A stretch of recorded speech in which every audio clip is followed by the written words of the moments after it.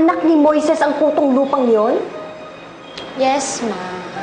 Eh di mas lalong tigilan mo na yan, Jason na yan. Mas gusto ko pa na hampas lupa ang mga katuluyan mo kaysa sa isang agire. Kaya pwede ba, hayaan mo na yan. Halika na. Huwag ka na magpapakita sa lalaki yan ever. Ma, kasal kami ni Jason. So wala kang choice kung hindi tanggapin yung pagiging agiri niya. No, hindi pwede. Hindi kami papayag ng daddy mo, di ba, Greg? Alam mo, may point ang anak mo. Ano bang pinagsasasabi mo? Uy, ang pinag-uusapan natin dito, agire ha, baka nakakalimutan mo. Magising ka nga, pwede ba? Makikipaghiwalay si Hannah doon as soon as possible. Hindi, Lisa. Mas makakabuti kay Hannah kapag magstay siya kay Jason. Ha? Nababaliw ka na ba?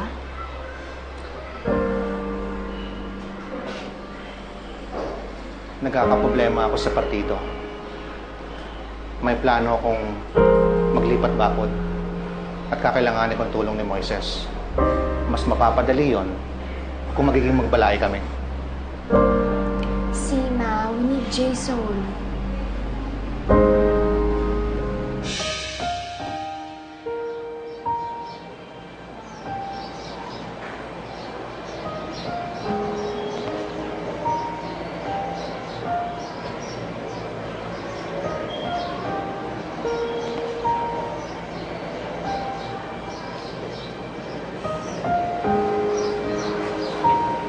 Jason, kamusta yung pakiramdam mo? Okay ka lang ba? May good news ako. Pumayag na sila mami na magsama tayo ulit. Kamusta si Clara? Ligtas ba siya? Si Clara. Si Clara na naman.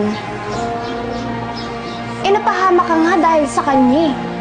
Siya pa rin hinahanap mo. Jason, ako yung nandito, hindi si Clara, ha?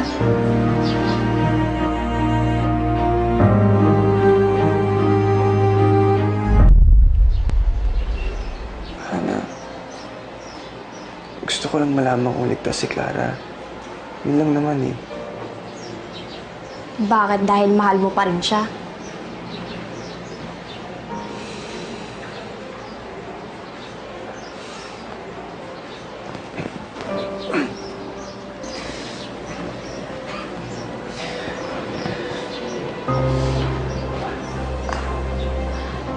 Bes ko ba dapat sabihin sa'yo na hindi na? How do you expect me to believe you kung iba yung kinikilos mo? Jason,